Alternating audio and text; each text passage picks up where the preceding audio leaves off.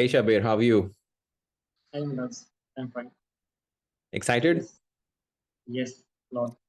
Did you listen to all the previous episodes of the podcast? I listened to Abhinav's podcast, I guess. Uh-huh. Other two podcasts, I listened a bit of it. I guess. All right, so let's get started. We'll start with your background. Who are you, where you come from, what you do, and why you are doing whatever you're doing. Okay, so I'm Shabbir Jodhpurwala. Uh, I come up from a CS background, Mm-hmm. uh, MGIT grad. I Mm-hmm. graduated this year. I guess I have a background of tech, I guess. Mm-hmm. I'm building FII currently. Mm-hmm. Um, yes, that's it. That's it. So you're plain and boring, unemployed undergrad. Employment status is pending, I guess. Okay. But yes. I am employed as a robotics teacher, I guess, in Mm-hmm. a school, which I am You currently in. you didn't get the point. The point here is not discussing your employment status, but talking about, see, everybody who came on the podcast, these people are not not the general students, right? So I am talking to the campus leads of Adventure Park, who have shown some exceptional capabilities and abilities, and you're one of them, right? In many different ways. And most of the cases, a lot of times you yourself might not know what's that exceptional capability that you demonstrated, that were picked up. Now that does not mean that if you're not picked up for the podcast, doesn't mean you have not demonstrated any exceptional capabilities, which is a different story. Um, my question here is, first question, and why I was asking about your background is because um, you joined Adventure Park, and you were working on your startup, right? And then we worked on a project. We are still working on a project together, FYI. How do you think the course that you actually acquired in the middle of your college? How did that happen? Uh, Talking about adventure park. Yeah. Uh, Even I guess before, might be there might be instances and situations before Adventure Park that led to Adventure Park, so I want to know the background of it. I guess it makes more sense if I talk about my tech background first. Mm-hmm. Uh, Up until 10th class, I guess I was very passionate about maths. I Mm-hmm. did a lot of maths. I excelled in maths a lot. I guess the dopamine hit you get when you solve the problem and check the Mm-hmm. answer for it. And Mm-hmm. when it matches the correct answer, the dopamine hit you get is something I enjoyed a lot. Mm-hmm.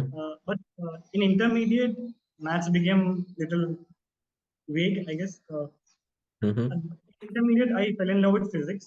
I Okay. did a lot of physics. I excel in physics a lot. Yes. Uh, in physics also, the thing was same. When you solve a problem, you see an answer, you get a dopamine hit. Uh, During college, in my first semester of college, I was totally lost, like what to do.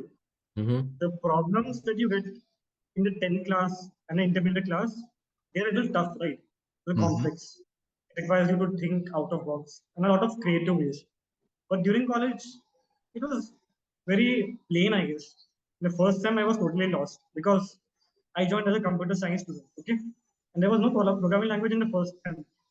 I was totally shocked, like what's happening. So I guess at that time I started with C++. During 12th class, I started with C++. I have this bunch of groups, bunch of friends who are from intermediate. They started with C, and they were like, "Why are you starting with C++? You should start with C." Uh, I I didn't know what to do, but I guess I shifted to C. Mm-hmm. So I used to study C with a book in my first term. Okay. Let us see, it's a famous book. So that's how it started. But Mm-hmm. the thing that I want to say is the dopamine hit that you get. when you solve the programming problems was the same, and Mhm. that's how it all connected for me, especially for the tech data. And when I also had that urge in me to solve problems, to do Mhm. something new. I don't know what to do, but I guess I was always interested into entrepreneurship. Okay. I guess in my fourth year I lost all hope, I guess, because entrepreneurship was, I didn't have any path, I didn't Mhm. know what to do. Up Mhm. until third year, fourth year of college, I didn't know what to do. I Mhm. wanted to, but what exactly the steps are needed, I didn't know about it. But then I guess Malia Naz, one of my fellow campus mates, joined as a campus lead. Uh, and when I heard about Adventure Park, it was about entrepreneurship, right? So it was like exactly what I wanted. So I joined Adventure Park without thinking much, I guess, Mhm. because it just aligned with what I wanted. Okay. So I joined as a campus lead. I When I joined as a campus lead, I got to know a lot about Adventure Park, like its pre-incubation program, its incubation program. Up until now, I have heard about it, but I guess it was more closer to me now. Okay. So I guess then I really thought about it, and I had this idea back. It was this event place aggregator idea that I applied for the cohort B22. I was fortunate that I got selected. Mm, I had my two co-founders with me. So the pre-incubation program taught me a lot about how to think practically, I guess, Mhm. and also what to keep in mind when building a startup. When this pre-incubation program happened, at that same time, there was this Oktoberfest that happened last year. At that fest, you were in my team. We had this five people. We built four products in 4 weeks, and one of them was FI. FI had more potential in it. So I guess we continued with FI up until now. It's still available on Play Store. So I guess that's how the whole journey went. But the thing is, during FI, I I still don't know. Didn't know a lot of things about tech. So I guess FI happened before time. I guess I don't know, but I didn't have that knowledge to build FI for sure. I researched about it and that's how iterating over and over again. During the design also, it got iterated a lot. That's how FI is now. Still, it needs iteration, I guess. But I guess that's the journey of life, right? You keep on learning things, you implement, you keep on going. So I guess that's how it is. Okay. So I have two follow-up questions. But before that, since you mentioned, you loved maths, I want to ask you, have you tried maths.ai? I have tried maths.ai. I like maths.ai. Especially the thing I like about maths.ai is, I guess a lot of people have mentioned this. It doesn't give you the answer directly, Right. and I guess that's that's what is required, right? You don't need to spoon-fed people. If you spoon-fed people, they will get used to it, and Exactly. that will become a dependency. You want the people to develop that skill on their own. I guess So, maths.ai is doing that job pretty well. so you like I it? guess yes, I like this. Okay. So the follow-up question was, define your experience, you know, building Fun Finder at Adventure Park. If Define I your experience, share your experience. with fun finder. Yeah. Uh, And don't give us I the guess details like, yeah, it was nice. I learned a lot and this and that. Give us things that we don't know already. Like, fun finder. um, like, maybe, you were not sure about the whole idea. Maybe there were other better ideas that you were exploring. Maybe, you had tough time with your team, whatever it is, stuff that Okay, the audience wouldn't know. so I guess fun finder was not started as a fun finder. Uh, I had I had worked with my community for Mhm. managing events. like Mm-hmm. events like treasure hunt and other events. Mm-hmm. So obviously, it was natural for me to think that I can expand this. So Mm-hmm. that's what I pitched during the interview. I pitched Mm-hmm. that I will do these events every weekend, and Mm-hmm. that's what my idea was Mm-hmm. up until then. But then I guess during the interview, you gave us this in. I guess that's after which the Fun Finder grew, in the sense that we transformed Fun Finder into aggregator of all the events. So we don't do the grassroots level work. That is what the event managers do, and we aggregate. I guess Fun Finder didn't actually work around. We don't have a product yet, a functional product that people can use. I guess there are a lot of reasons to it.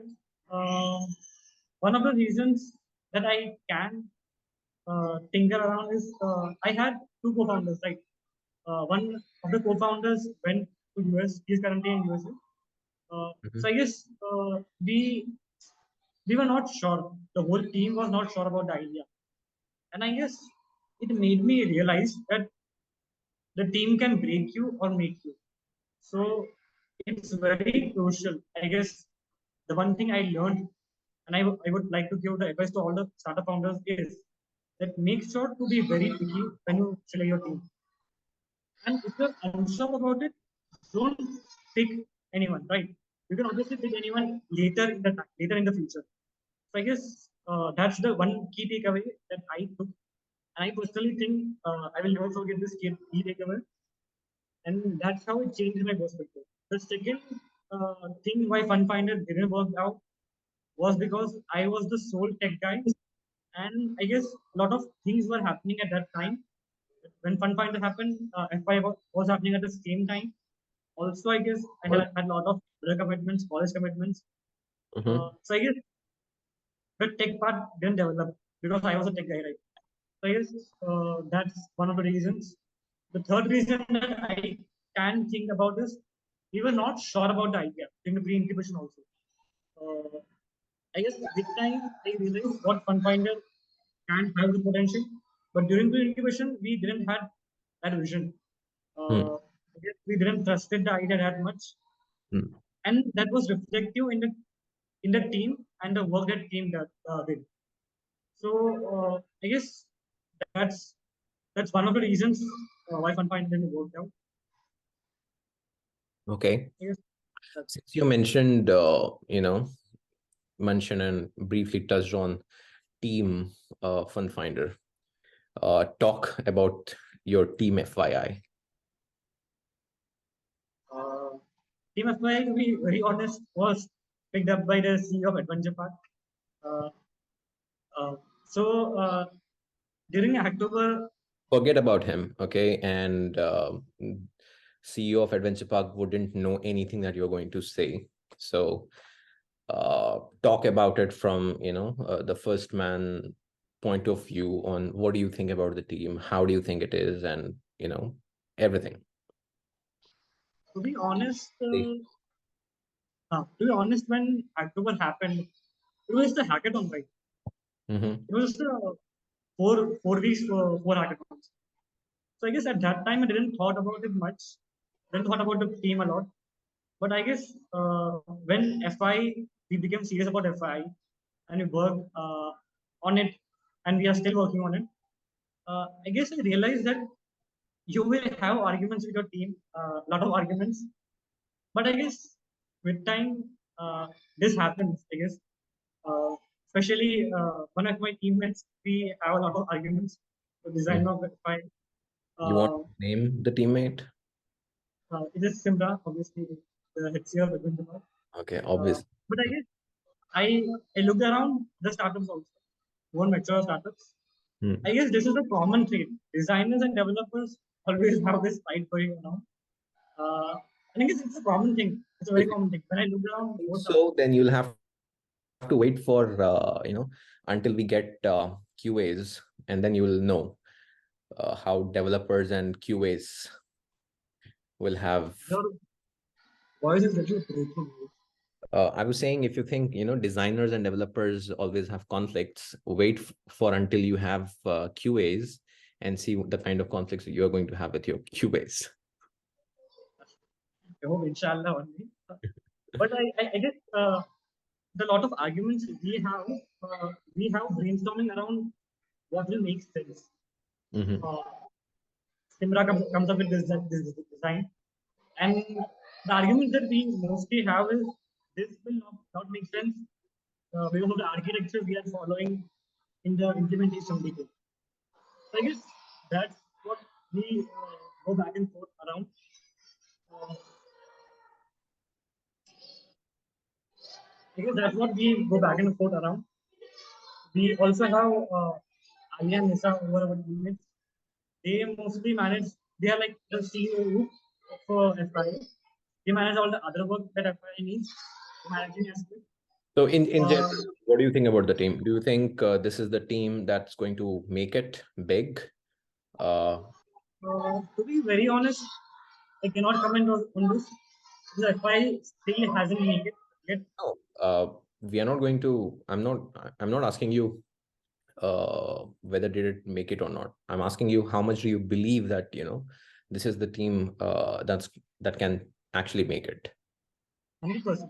I believe this is the 100% team that will make it.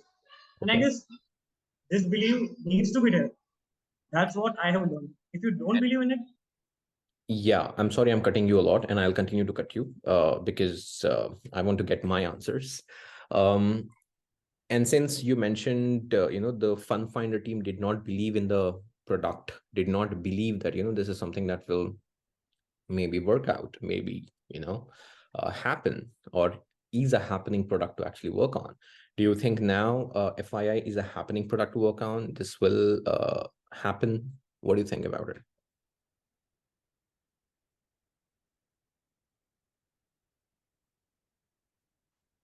I think the way people are using I think every social media has a way of why people use it. Instagram has a use case, Twitter has a use case, Hmm. YouTube Shorts has a use case. I think FI is more intimate in nature uh, because FI works. You cannot add someone as a friend on FI. You have to have mutual contacts with them, Yeah, and that by default makes FI only close people group. right, And the way FI is used is absolutely different than other social media.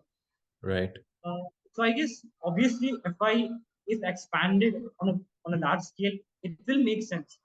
But Hmm.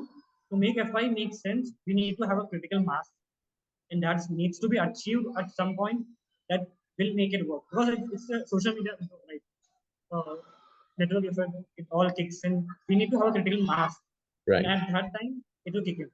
But FI doesn't resemble any other social media platform for Mhm. sure, because it is intimate and people that are using it currently is a lot different, and it Hmm. will make sense once you are on the platform.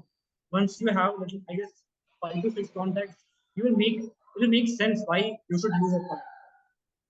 And I guess yes, I do believe FI will make it, but I guess it needs to have a certain number of users to make it. Obviously, I mean, there are a lot of ifs and buts, but that's a secondary thing. What I wanted to understand from CTO's perspective of FYI is how much the CTO believes in it.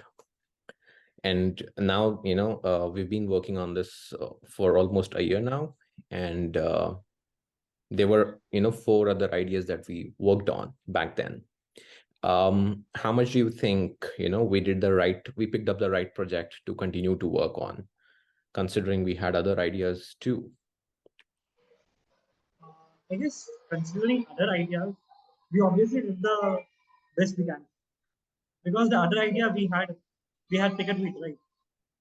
Picket Wheat didn't work out because Twitter API is limited now, right? The other project we had DocuSign. I believe DocuSign could have also panned out well, to be very honest. But I guess we did went with FIs. We did what we did. Hmm. The third idea was ML price finder of lands. I guess that was very generic to be carried forward, so that didn't make sense for this. So I guess we had this two great ideas that we could pursue, DocuSign and FI. We went with FI, and I don't want to have second thoughts, I guess. But I guess we did what we did, and we are happy with what we did. Yes. Awesome. All right. Last question from my side. After that, you can ask me whatever you want to ask me, and this is going to be, like I always say, wild. You can ask me literally anything, and I'm going to answer. Um, what do you think? So let's say, Shabir had a lot of disposable income right now with him, right? Would Shabir invest in FII as an investor? Do you think you would invest in this team and this idea? It depends if I am an angel investor or venture investor. So you can fill in all the blanks and all the details, whatever you want, suit your needs. Just tell me, would you invest in this team and the product, the idea? Yes, I guess I will. I would obviously invest in this team because I have What seen this. is that one factor? What is that one parameter based on which that you're investing on this product slash team? What's that first thing that would convince you, oh yes, this is a product that I want to be a part of and I would love to invest? What's that one thing? Uh, if I was pitching, I would keep it very simple. You know me. Uh, More users, more revenue, more ads. Uh, that's how an investor can see it. But obviously, talking about the team, I guess I'm a technical person. I have a technical background. I manage the technical side. There's Sindra who manages the design aspect. There's Ali and Nisa who also have been working on their own startups. So they know how to manage the startups. So I guess each person has a department that they can work on. And Uh-huh. together we work like a machine Hmm. producing output. And I guess if you want to see exponential investment, I guess you should invest. That's how I will switch to investment. I really liked the fact how you ignored me completely, but that's fine. Sorry, I'm really sorry. There is a That's Miraj who is the visionary, that's fine. who is the visionary of it. Uh, He actually a lot of growth experiments are your ideas. Yes, that's a category. what experiments? Sorry, Growth experiments both experiments. come from you. I guess that helps us to build user base, keep them active, keep expand them. I guess a little experiment is coming out. I guess in this week or next week, if people Experiment. should follow FI, It's a which is very big experiment. It should technically give us a break point. All right, awesome. So over to you. We have last 10 minutes. So shoot your question. so I guess I had this question in my mind. If you had to do everything again I have to do. from scratch, everything again Uh-huh. from scratch, from ground zero Mm-hmm. in 2023, Mm-hmm. how will you approach it? How? How will you approach it? Let it Um, be hacking tool, maths.ai, FI, or anything. How will you approach the thing that you want to do from scratch? the most important thing, one very important thing that I would do differently this time is building the team first, right? I did not do this when I was doing the hacking school. I did not do this when I was doing Money Messenger. I did not do this when I was doing trading systems. I did not do this, before the hacking school. After the hacking school, I only started doing this very recently, right? Just since 2018, when I started doing Adventure Park, and then everything else that I did after that, it basically started with the team. So if I were to redo it again, this is what I would do. In fact, with maths.ai, that's exactly what I did. I set the team up first. There are many more projects, that I'm working on right now under Trillion Ventures. So everything is being taken care of, an extremely talented and crazy team. So that's one thing that I think I would do very differently. People come first to me now, and I've learned this the hard way over the last 13 years of my entrepreneurial career.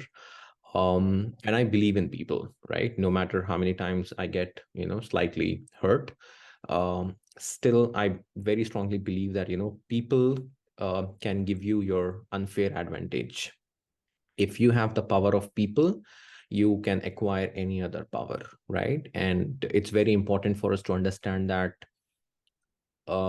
loyalty comes with a cost, and we pay that cost in many different forms and ways. So, but we got to do what we got to do, right? We got to decide what we got to decide, depending on what we have, what we want to have, what we want to do, and how long do you see this going. And there's a point at in everybody's life. So yeah. Yes, your advice comes in line with what Ford did. He had a mastermind group that he called for taking advices. During the times of kings, they also had a court of advisors that they went to. And I guess it is in the nature to have that team plays a crucial role.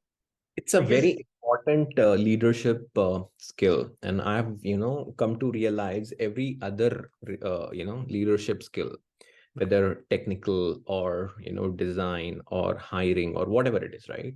This comes secondary, and it sits on top of this.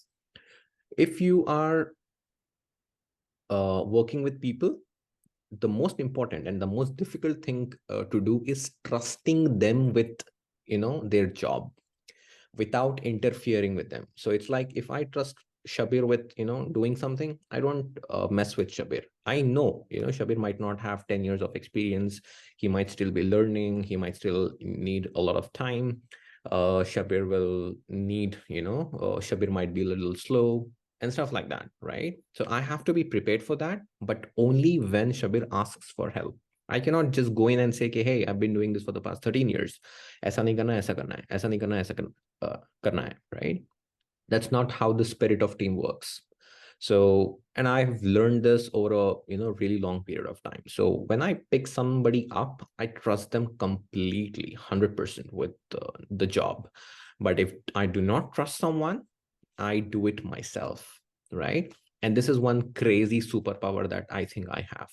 I'm not dependent on anybody for anything, but I would like to work in a team. But that doesn't mean if somebody is, taking me for a ride, I just cut them off and pick it up myself. So I can absolutely do everything with my hands. The only constraint being the time, but everything else, I think, that's an extremely important power move that any founder can have by themselves. So if you are a technical founder, then I would very strongly recommend you to pick up the nuances and the skills of marketing or sales or pitching it, right? Every opportunity that you get, you cannot say, hey, I'm the technical guy, I shouldn't be doing that, I don't know how to do that, मेरे को नहीं मालूम है कैसा करना है, मेरे को नहीं आता, ये बोलने की बातें नहीं है, right? If an opportunity presents itself, let's say the marketing person on your team is sick, right? And you have to do it.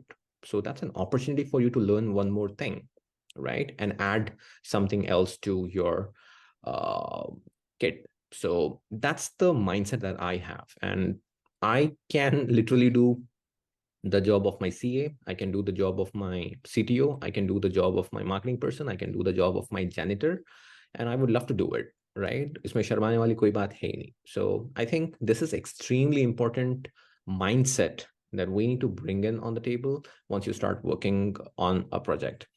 Another fact is, this is something that nobody gets to experience if you join a company just like that.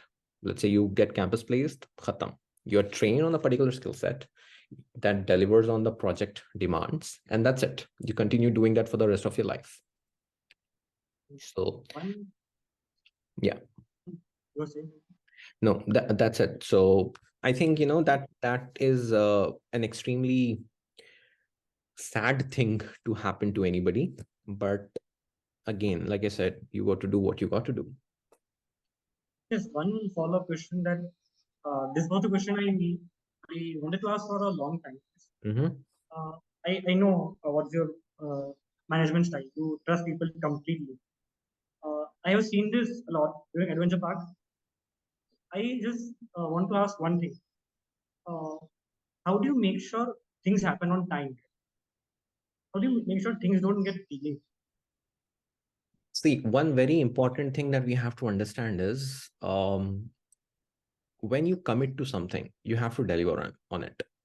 Once you do not deliver on your commitment, once you miss on your word, right? I'm not going to trust you with anything ever again. And that's my style of working, which means, you're done. No hard feelings, but we can't work together anymore, right? And I do it myself. तो मैं मेरी teams में काफी ये होता तो एक दो बार जब somebody misses on something, I pick it up. I don't even tell them कि ये क्यों नहीं हुआ, ये ऐसा होना था, वैसा होना था, अब होना था, जब होना था. I just pick it up myself and I do it. Now usually if you are a responsible team member, you are embarrassed, you feel guilty, and you do not repeat and you don't make it happen again. But let's say आप बेशरम इंसान हैं तो फिर कुछ नहीं किया जा सकता. Yes, I have this one more question. We Uh, have last 2 minutes. you Yeah. you run boot camps for a living, right? So what is your perspective about AI? Do you think AI will replace jobs?